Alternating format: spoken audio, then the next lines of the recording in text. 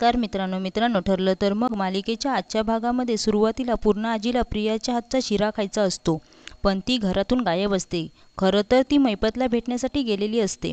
प्रिया येईपर्यंत पूर्णा आजी उपाशी राहणार या काळजीने सायली स्वतः शिरा बनवण्यास घेते. सायली आजीला तो द्यायला जाणार असते तितक्यात प्रिया तेथे येते आणि तिच्या हातातली प्लेट खेचून घेऊन रूममध्ये जाते.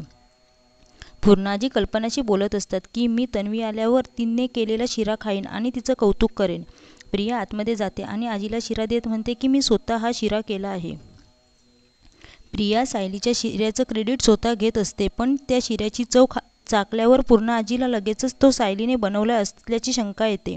ती काही बोलायला जाणार इतक्यात प्रियामध्ये तोंड घालत म्हणते की हा अगदी माझ्या आईने बनवल्यासारखा तुला वाटतोय ना, कारण मी आता आईकडेच गेली होती, तिनेच मला तो शिकवला आहे. आजी आणि कल्पना लगेचच तिच्या बोलण्यात येतात. सायली हे सगळं दारापाठून पाहत असते. प्रियाने तिने बनवलेला शिरा स्वतःच्या नावावर खपवला याचं तिला वाईट वाटतं, पण आजी खाऊन तृप्त झाली यामध्ये ती खुश असते. दुसरीकडे सुमन आणि प्रतिमा बोलत असतात. लग्नानंतर तन्वीचं काहीच कोडकौतुक केलं नाही किंवा अश्विनला सुद्धा जावई म्हणून काहीच मान दिला नाही याची खंत दोघींना असते. त्यामुळे रविराज घरी नसताना त्या दोघांना घरी बोलावून जेवायला द्यायचं असा प्लॅन त्या दोघी करत असतात. सुमन तेच बोलण्यासाठी तन्वीला फोन लावते, पण ती सोबत सगळे असल्यामुळे कट करत असते. कल्पनाला जेव्हा ते लक्षात येतं तेव्हा ती फोन उचलायला सांगते आणि स्पीकरवर ठेवायला सांगते. आपण फोन स्पीकरवर ठेवला आणि जर का प्रतिमा बोलली की मी तिथे आज गेलीच नव्हती तर आपली पंचायत होईल असं प्रियाला वाटत असतं, पण फोन सुमन उचलते. मात्र सुमन पटकन बोलून जाते की किती दिवस झाले तन्वी तू घरीच आली नाहीस, तुझी खूप आठवण येते. सगळेजण सुमनचं बोलणं ऐकतात त्यामुळे त्यांना थोडा धक्का बसतो, कारण प्रियाने सांगितलेलं असतं की ती शिरा शिकण्यासाठी घरी गेली होती. पण सुमन तर बोलत आहे की ती खूप दिवसच घरी आलेली नाही. तेव्हा प्रिया बोलते की मी घरी आली होती पण तू नव्हतीस, आईने मला शिरा बनवायला शिकवला. प्रियाला माहीत नसतं की प्रतिमासुद्धा तिथेच आहे. प्रतिमा लगेचच फोन घेऊन बोलते की नाही तन्वी तू घरी आलीच नव्हतीस.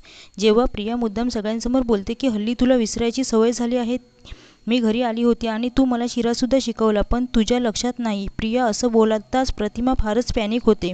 तेव्हा सायली तिला शांत करते. सायलीला प्रियावर संशय आलेला असतो. दुसरीकडे अर्जुन चैतन्यला फोन करून मला तू दामिनी देशमुखची सगळी माहिती काढून दे. ती कुठे राहायची, कोणत्या शाळेत होती, कोणत्या कॉलेजला जायची, तिचं लॉ कॉलेज कोणतं, तिने आजपर्यंत कोणत्या केस लढल्या आहेत, यासाठी तिने कोणत्या स्ट्रॅटेजी वापरल्या आहेत, या सगळ्या गोष्टींची इन्फॉर्मेशन मला तू काढून दे. आपण तिला हलक्यात घेऊन चालणार नाही असं म्हणतो. अर्जुन एवढं मनापासून काम करतोय हे पाहून सायली खूप खुश होते. दोघे एकमेकांचं कौतुक करतात, पण प्रिया ज्या प्रकारे वागली आहे त्याचा संशय सायलीच्या मनातून उतरत नसतो, कारण तिने शिरा स्वतःच्या नावावर खपवला आणि वर सांगितलं की ती प्रतिमा आत्यांना भेटायला गेली होती.